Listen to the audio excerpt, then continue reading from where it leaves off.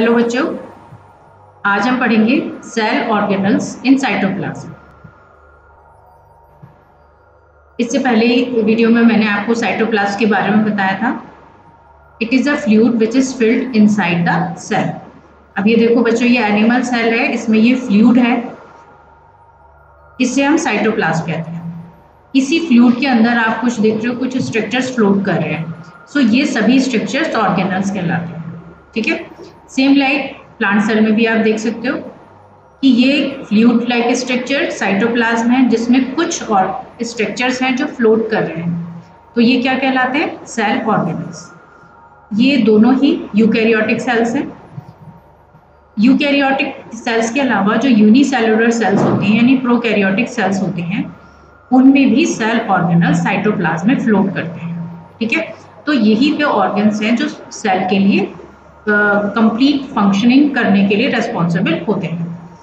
इनके नाम देख लेते हैं।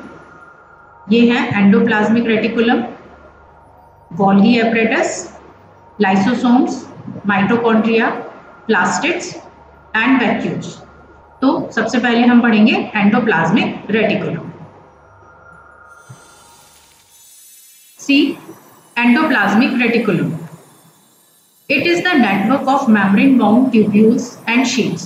आप देख सकते हो न्यूक्लियस के चारों तरफ ये शीट्स की फॉर्म में है, ट्यूबुलर फॉर्म में है, और इस एंडोप्लाज्मिक रेटिकुलम ने न्यूक्लियस को चारों तरफ से सराउंड किया हुआ है।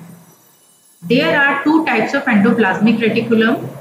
One is rough endoplasmic reticulum, second is smooth endoplasmic reticulum. अब ये दो तरह की होती है। क्यों होती है ये मैं आपको बता रही हूं। Rough endoplasmic reticulum is also written as RER। ठीक है, मैनी टाइम्स आप इसको RER भी लिखा हुआ देखेंगे। RER, they looks rough under a microscope because of the presence of ribosomes on the surface। अब यहाँ पर आप देख रहे हो रफ RER एंडोप्लाज्मिक रेटिकुलम है, उसकी सरफेस पर कुछ ग्रेनुलर स्ट्रक्चर्स दिखाई दे रहे हैं।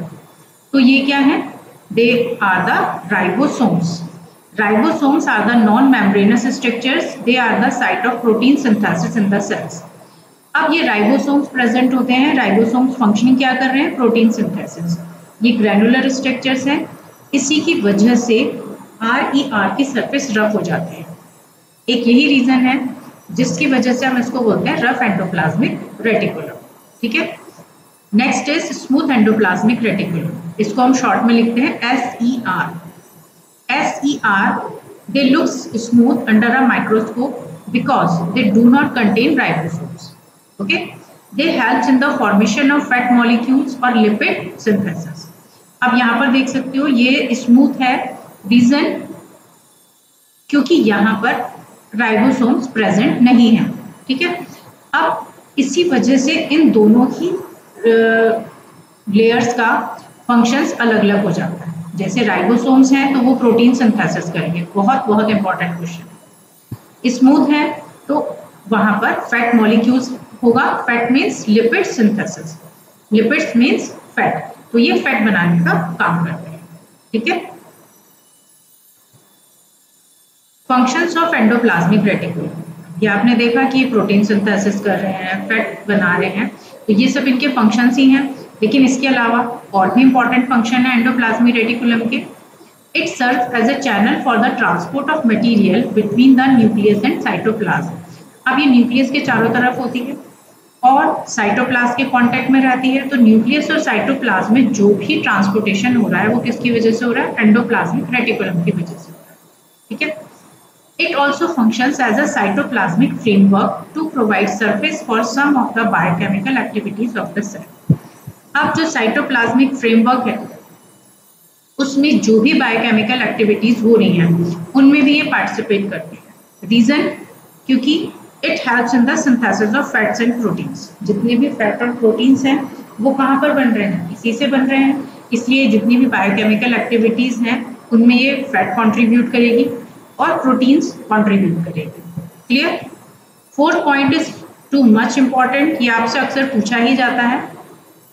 SER, ये केवल SER का फंक्शन है। SER means smooth endoplasmic reticulum. SER plays a crucial role in detoxification of drugs and poisons in liver cells of vertebrates. देखो डिटॉक्सिफिकेशन क्या होता है? Detoxification means removal of the poison from the cell, ठीक है। और ये liver cells क्या करती हैं? हमारी बॉडी को डिटॉक्सिफाई करती हैं। किसकी हेल्प से? SER, स्मूथ एंडोप्लाज्मिक रेटिकुलम की हेल्प से, ठीक है। अब जो अल्कोहल होती है, वो अल्कोहल यदि थोड़ी मात्रा में ली जाती है तो वो हमारी बॉडी डाइजेस्ट कर लेती है, लेकिन यदि यही बहुत ज़्यादा मात्रा में ली जाती है तो हमारी बॉडी उसको डाइजेस्ट नहीं कर सकती, क्योंकि लिवर सेल्स की इतनी कैपेसिटी नहीं होती है। उस कंडीशन में क्या होता है? उस कंडीशन में ज़्यादा अल्कोहल की वजह से लिवर सेल्स डैमेज होना शुरू हो जाती है और लिवर डैमेज हो जाता है, ठीक है। So this is the function of SER। इसके साथ ही endoplasmic reticulum play a very good role in the process membrane biogenesis. What is it? Some of the lipids and proteins formed by SER and RER help in building the cell membrane. This process is known as membrane biogenesis. जैसे कि lipids हैं, SER बना रहा है, proteins हैं, RER बना रहा है, और ये दोनों ही चीज़ें किसके इंफॉर्मेशन के लिए चाहिए? सेल मेम्ब्रेन की फॉर्मेशन के लिए चाहिए। मैंने जब आपको प्लाज्मा मेम्ब्रेन बताया था तो मैंने आपको बताया था कि plasma membrane has the name cell membrane, selectively permeable membrane and including it phospholipid membrane. तो ये क्या है? फॉस्फोलिपिड क्यों है ये? क्योंकि लिपिड्स और प्रोटीन से मिलकर बने हैं, ठीक। अब ये मेम्ब्रेन बनने का प्रोसेस क्या कहलाता है? Membrane biogenesis. देखो, मेम्ब्रेन है, बायो मीन्स लिविंग है, जेनेसिस मीन्स जेनरेट हो रही है, जो सेल लगातार बनती रहती है। तो जो हमारी प्लाज्मा मेम्ब्रेन है, जो हमारी आउटर कवरिंग है, उसको कौन बना रहा है? Endoplasmic reticulum. और ये प्रोसेस क्या कहलाता है? Membrane biogenesis. Clear? Next cell organelle is Golgi apparatus. It is also very important. It consists of a system of membrane-bound vesicles arranged approximately parallel to each other in stalks called cisterns. अब यहाँ पर आप देखो, ये जितनी भी ये sales हैं, ये 1, 2, 3, 4, 5, 6, they are the stalks like structures. Okay? ये यदि हम सबके बारे में बात कर रहे हैं तो ये क्या कहलाते हैं? सिस्टर्न्स। और यदि हम किसी एक के बारे में बात कर रहे हैं तो ये कहलाती है सिस्टर्न, ठीक, single cistern. What is filled inside them? Lumen is filled inside them. तो अब ये स्टॉक्स लाइक स्ट्रक्चर क्या बनाता है? Golgi apparatus। क्या फंक्शन है इसका? These membranes often have connection with the membranes of endoplasmic reticulum. अब गोल्गी apparatus एक इम्पॉर्टेंट ऑर्गन है, इसका कनेक्शन एंडोप्लाज्मिक रेटिकुलम से है। एंडोप्लाज्मिक रेटिकुलम प्रोटीन और फैट प्रोड्यूस कर रही है, तो that means it is having a very fabulous function in our body, ठीक। आगे देख लेते हैं हम क्या फंक्शन है। Functions of Golgi apparatus. Its functions include storage, modification and packaging of products. देखो, ये एक पोस्टमैन की तरह काम कर रही है और इसके अलावा पोस्ट ऑफिस की तरह भी काम कर रही है, क्योंकि यहाँ पर सभी मटेरियल को पहले स्टोर किया जाएगा, फिर उनको मॉडिफाई किया जाएगा और फिर पैक भी यहीं पर किया जाएगा कि किस ऑर्गन तक कितना प्रोटीन जाना है, कितना फैट जाना है, कितने एंजाइम्स जाने हैं, whatever is required to our body, that work done by the Golgi apparatus, ठीक है। In some cases, complex sugars may be formed from simple sugars in the Golgi apparatus. अब कुछ सिंपल शुगर्स हैं, जैसे glucose तो हमारी body में बन ही रहा है, जो हमें एनर्जी देता है। इसके अलावा भी बहुत सारी शुगर्स हैं जो डिफरेंट पर्पसेस के लिए हमारी बॉडी में बनती हैं, इनको हम बोलते हैं कॉम्प्लेक्स शुगर। तो वो भी कहाँ बन रही है? गोल्गी apparatus में। It is also involve in the formation of lysosomes. Lysosomes next organelle में आपको पढ़ाऊंगी। तो अब क्योंकि ये पैकेजिंग कर रहे हैं, तो यहाँ पर ये एक एंजाइम की पैकेजिंग करते हैं, जिसकी वजह से लाइसोसोम बनता है। इसका एक फंक्शन देख लेते हैं। यहाँ पर देखो, डायग्राम में भी बना रखा है। ट्रांजिशन वेसिकल्स हैं, ये एक तरफ से रिसीव करेंगी गोल्गी apparatus, सिक्रीशन वेसिकल्स हैं और दूसरी तरफ से ये सिक्रीशन को निकाल देंगी। और फिर इसके बाद ये कहाँ भेज रही है, सेल मेम्ब्रेन तक पहुंचा रही है। ऐसे ही एक डायग्राम हम यहाँ देख लेते हैं, ये एंडोप्लाज्मिक रेटिकुलम से कनेक्शन में है, ठीक है। ये इसका सिस स्पेस होता है जो रिसीव करता है मटेरियल, वो सिस स्पेस होता है। इसके बाद यहाँ पर स्टोरेज होता है, मॉडिफिकेशन होता है, पैकेजिंग होता है, उसके बाद इसके ट्रांसफेस से इसको बाहर निकाल दिया जाता है and then it reach to the targeted organ. फिर ये सेल मेम्ब्रेन तक पहुंचा दिया जाता है मटेरियल, जो भी प्रोडक्ट होता है, ठीक, clear. Next is lysosomes. Lysosomes, they are tiny membrane-bound sacs filled with powerful digestive enzymes for intracellular digestion. These enzymes are synthesized by rough endoplasmic reticulum.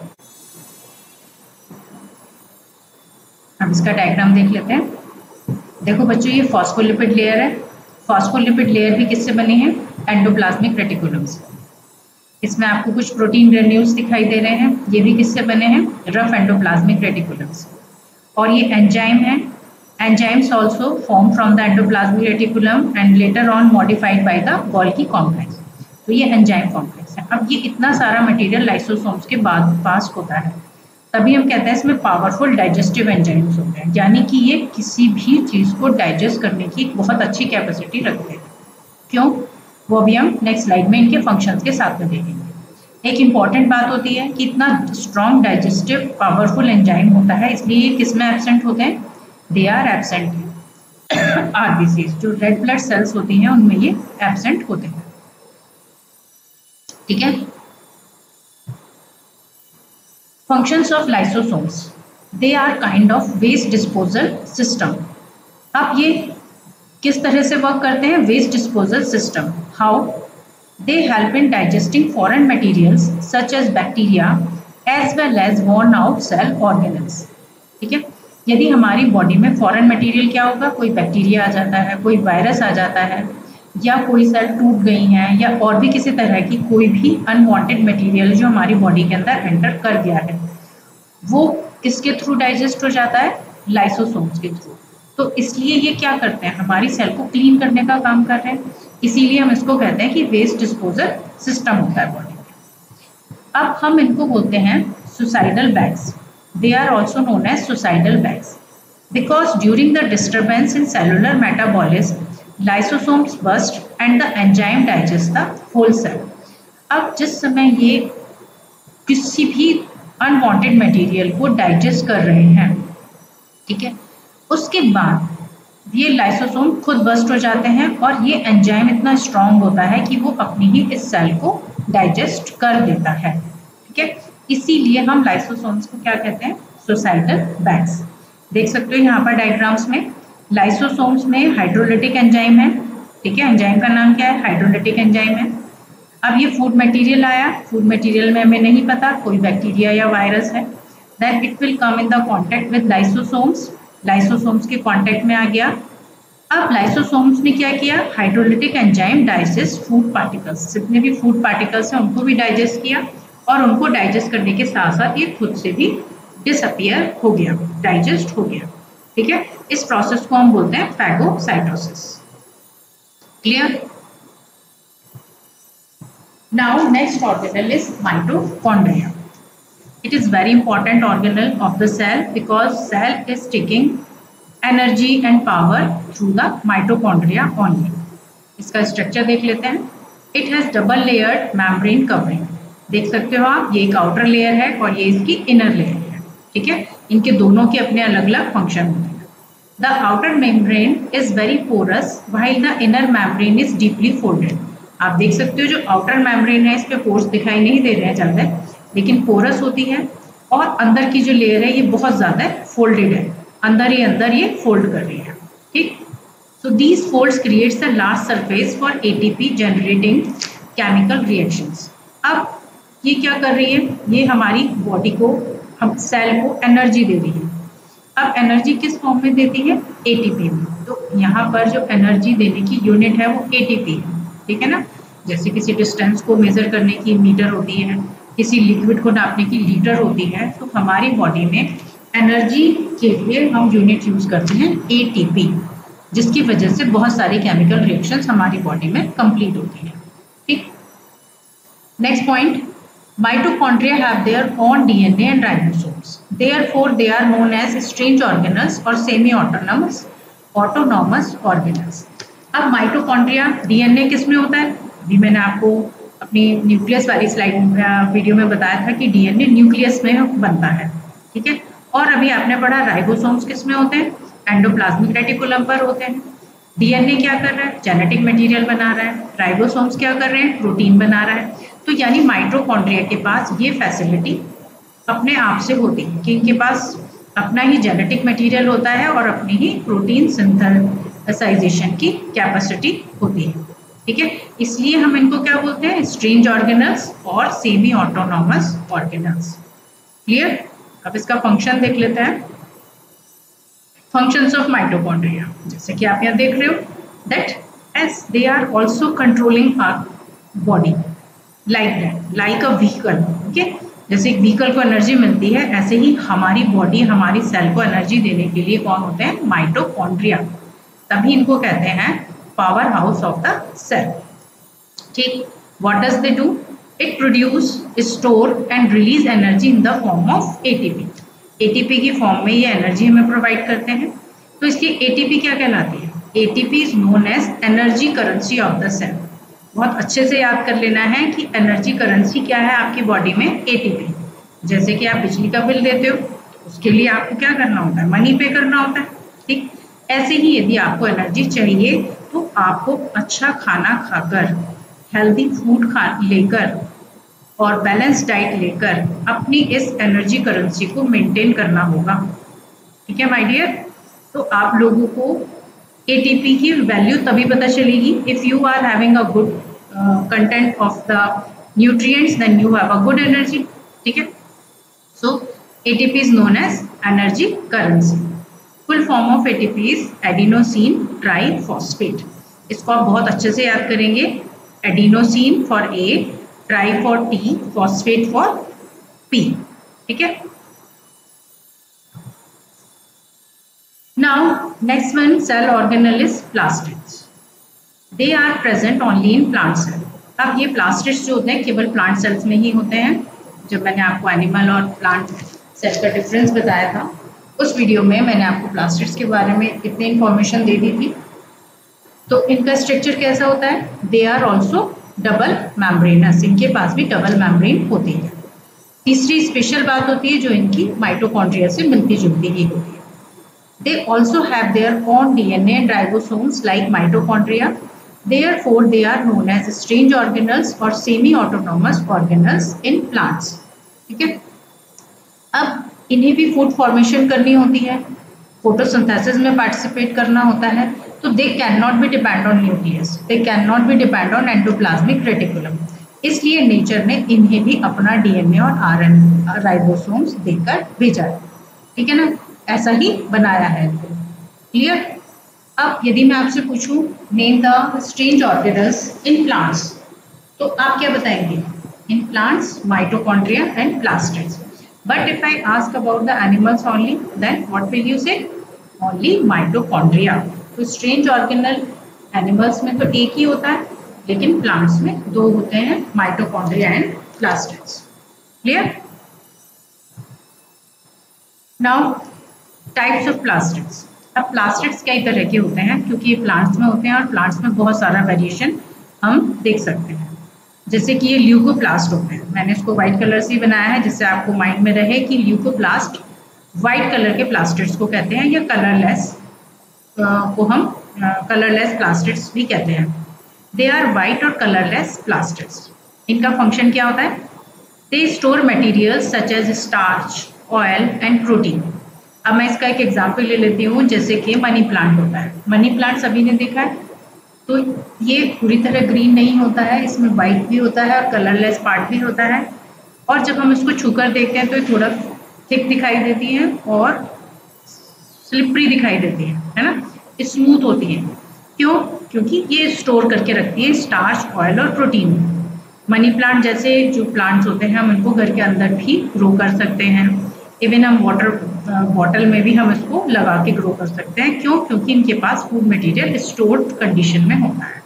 I think अब ल्यूकोप्लास्ट आप लोग भूलेंगे नहीं, ठीक है। अब क्रोमोप्लास्ट देख लेते हैं। क्रोमोप्लास्ट को मैंने कलर से लिखा है जिससे कि आपको याद रहे कि जो कलर प्लास्टिड होते हैं वो क्लोरोप्लास्ट होते हैं, क्रोमोप्लास्ट होते हैं। So they are colored plastids. They contain various yellow and orange pigments which imparts color to fruits and flowers. Okay.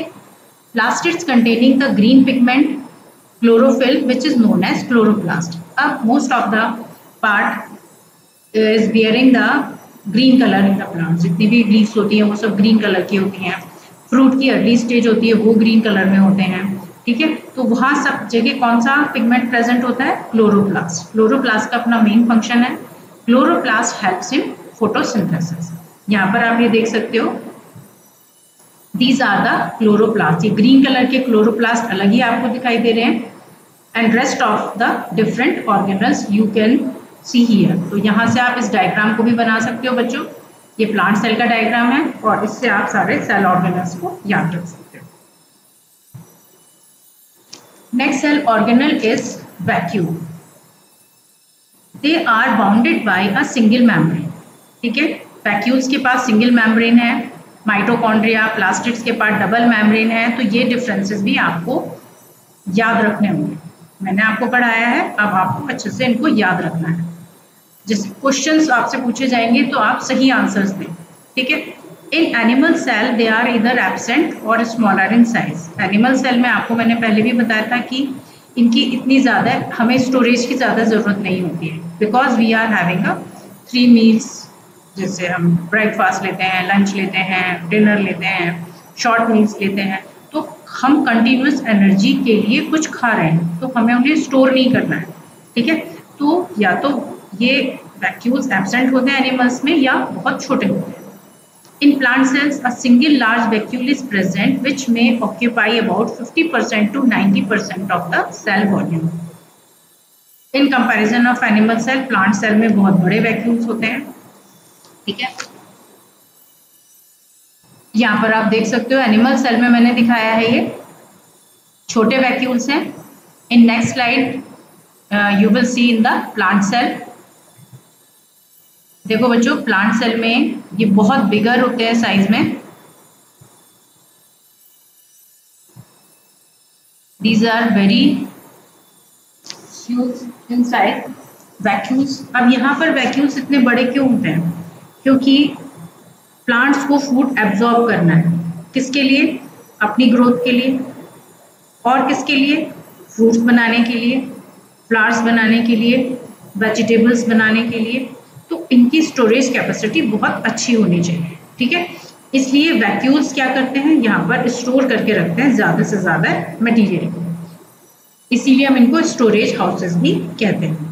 ये भी एक मैंने डायग्राम आपको प्लांट सेल का दिया है। आपको जो भी इजी लगता है डायग्राम, वहाँ से आप डायग्राम इसमें से कॉपी कीजिए और इनके सभी नेम्स को लर्न कर लीजिए। यहाँ कुछ एक्स्ट्रा नेम्स दे रखे हैं, इनको आप छोड़ देंगे। प्लाज्मोडेस्माटा, माइक्रोट्यूब्यूल, पेरोक्सिसोम्स, इनको आपको याद नहीं रखना है, ठीक है। Next, functions of vacuoles. In plant cells vacuoles are full of cell sap and provide turgidity and rigidity to the cell. अब ये सेल सेप क्या है? देखो, सेल सेप मैंने आपको बताया कि वैक्यूल्स जितना भी न्यूट्रिएंट है वो सब स्टोर करते हैं। तो वो एक सिंपल वाटर को स्टोर नहीं कर रहे हैं, वो एक ऐसे लिक्विड को स्टोर कर रहे हैं जिसमें अमीनो एसिड्स भी हैं, प्रोटीन भी है, शुगर्स भी हैं, ठीक है। तो इसलिए हम इसको बोलते हैं सेल सेप। तो आपसे पूछा जाए व्हाट इज सेल सेप, तो cell sap is that which is filled into the vacuoles. अब ये क्या प्रोवाइड कर रहा है? Turgidity and rigidity. ये अंदर से भी टर्जिडिटी, यानी कितना भी पानी एब्जॉर्ब किया जाए it will not affect the plant. Rigidity, strongness, कैसी भी कंडीशंस होगी, कैसी भी कंडीशंस होती हैं तो plant can face all kind of climatic conditions. So that is the meaning of turgidity and rigidity, ठीक। Next, they stores amino acids, sugars, various organic acids and some proteins. तो cell sap में क्या क्या होता है? Amino acids होते हैं, sugars होता है, ऑर्गेनिक एसिड्स होते हैं और प्रोटीन्स होते हैं। They also stores excess water and some waste. इनमें वाटर भी होता है, जो एक्स्ट्रा वाटर होता है यूनिसेलुलर्स होते हैं, उनमें थोड़ा सा वैक्यूल्स का फंक्शन डिफरेंट हो जाता है क्योंकि वहां पर न्यूट्रिएंट्स इतने ज़्यादा कलेक्टेड नहीं होते हैं, तो वहां पर वैक्यूल्स केवल और केवल वाटर को भी कंट्रोल कर सकते हैं और वेस्ट मटेरियल को भी कंट्रोल करते हैं। ठीक है, देखो इस डायग्राम में भी आपको बताया है, they store water, salts, protein and carbohydrates. ठीक है, सैक लाइक स्ट्रक्चर है। Plant cells have one large central vacuole and animal cell have many small vacuoles. Clear? So this is the difference between the vacuoles of plant cell and animal cell. It was about the cell organelles. इसके साथ ही आपको मैं बताने जा रही हूँ cell division. It is the latest including part into the NCERT. तो यहाँ पर cell division, how does cell divides, ठीक है, और what is the reason behind it that cell has to be divided. So new cells are formed in organisms in order to grow, to replace old, dead and injured cells and to form gametes required for reproduction। तो देखो cell किस किस वजह से बनेगी, या तो वो पुरानी हो गई है इसलिए उसे नई सेल बननी है, या उसको ग्रो होना है, नई सेल को बनाना है तो वो डिवाइड होगी, या कोई डेड सेल है उसकी जगह नई सेल को बनना है तो वो डिवाइड होगी, कोई इंजर्ड सेल है उसको ठीक होना है तो सेल डिवीजन होगा। इसके अलावा जब एक ही स्पीसीज को अपने जैसी स्पीसीज बनानी है यानी गैमीट फॉर्मेशन की रिक्वायरमेंट है, रिप्रोडक्शन प्रोसेस होगा, तब भी सेल डिवाइड होती है। उस प्रोसेस को हम सेल डिवीजन कहते हैं। This process by which new cells are made is called cell division. There are two main type of cell division, one is mitosis, another one is meiosis. देखो यहाँ पर एक सेल दो में डिवाइड हो रही है with this margin line. How does it occur? ये एक सेल है, तो सेल में साइटोप्लाज्म या आउटर मेम्ब्रेन कभी भी डिवाइड नहीं होती है बच्चों, सबसे पहले न्यूक्लियस डिवाइड होता है। देखो यहाँ पर न्यूक्लियस डिवाइड हो रहा है, पहले न्यूक्लियस के डिवीजन के साथ साथ जो रेस्ट ऑफ द स्ट्रक्चर है वो डिवाइड होता है। अब यहाँ पर जब कंप्लीटली न्यूक्लियस डिवाइड हो गया तो ये आउटर मेम्ब्रेन और साइटोप्लाज्म भी डिवाइड हो गए, तो यहाँ क्या बन गई, two daughter cells are formed, so that is called cell division of the plant। अब देख लेते हैं what is mitosis। Mitosis, this is the process of cell division by which most of the cells divide for growth। अब किसी भी तरह की want on conditions है, न्यू सेल्स बननी है, इंजर्ड सेल्स को रिपेयर होना है, उन सभी प्रोसेस में माइटोसिस होता है। ठीक है, in this process each cell called mother cell, जब जो भी सेल डिवाइड होने जा रही है, ठीक है, उससे कोई भी नई सेल बन रही है उसको हम बोलते हैं mother cell. Mother cell divide into to form two identical daughter cells. Mother cell divide into two, देखो यहाँ पर इसमें क्रोमोसोम्स नंबर बढ़ गए हैं, ये दो में डिवाइड हो रही है to form two identical daughter cells. अब यहाँ पर ये टू आइडेंटिकल, एक जैसी दिखने वाली टू डॉटर सेल्स बना रही है। ठीक है, तो यही माइटोसिस की कंप्लीट डेफिनेशन में आता है। The daughter cells have the same number of chromosomes as mother cell. ये आपके लिए बहुत अच्छा क्वेश्चन है कि इसमें क्रोमोसोम्स नंबर सेम है। मदर सेल में 2 क्रोमोसोम्स दिखाई दे रहे हैं, तो डॉटर सेल्स में भी कितने हैं, 2 क्रोमोसोम्स है, तभी ये एक दूसरे की सिमिलर दिखाई देती है। Next, it helps in growth and repair of tissues in organisms. ये किसी भी टिश्यू की या सेल्स की ग्रोथ और रिपेयर का काम करती है। तो ये प्रोसेस क्या होता है, माइटोसिस। तो now next is the meiosis. What is meiosis? Specific cells of reproductive organs और tissues in animals and plants divide to form gametes which after fertilization give rise to offsprings। अब वो specific sales होती हैं जो gametes बनाने के लिए divide होती हैं। जिस समय सेल मैच्योर हो जाती है और वो रेडी होती है नई स्पीसीज बनाने के लिए, तो मियोसिस उस टाइम होता है। ठीक है ना, just see that is the mature cell and it is going to be divide, and after that first it divide into the 2 daughter cells, then these 2 daughter cells further divide into more 2 daughter cells. इस तरह से हमारे पास 4 daughter cells बन जाते हैं। देखो second point, they divide by a different process called meiosis which involves 2 consecutive divisions. इनमें 2 consecutive divisions होते हैं, एक यहाँ पर हो गया और एक यहाँ पर डिविजन हो जाता है। When a cell divides by meiosis, it produces 4 new cells instead of just 2. Mitosis में आपने देखा था कि वहां पर 2 सेल्स बन रही हैं, लेकिन मेयोसिस में 4 सेल्स बनती हैं। The new cells only have half the number of chromosomes than that of the mother cell. It is also difference between mitosis and meiosis.